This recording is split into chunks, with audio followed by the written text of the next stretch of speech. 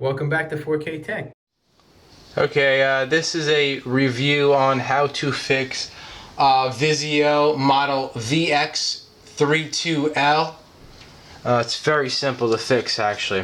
What I did was I did my homework on it a little bit, and I found out that the board actually has there's actually a couple parts that go bad on the power supply here.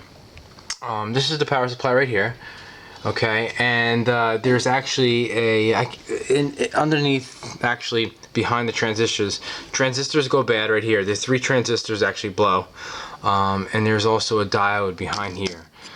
Now the parts probably cost you around 20 bucks, but I said to hell with it. I replaced, this is the bad board right here. The bad transistors are right here, that blue. Okay, I said to hell with it. I found the board actually on eBay for like 40 bucks with free shipping. So I just went ahead and ordered it. I replaced it, and as soon as I put it in, my TV came back to life. So that's what you could do to repair this TV here. Now to take the board out, it's 4 screws, 1, 2, 3 and 4 down here, and then you have 3 wires. This wire comes right off, this one here, and this one right there, and that's it, and your TV will be fixed. Okay, hope you liked it. Thanks.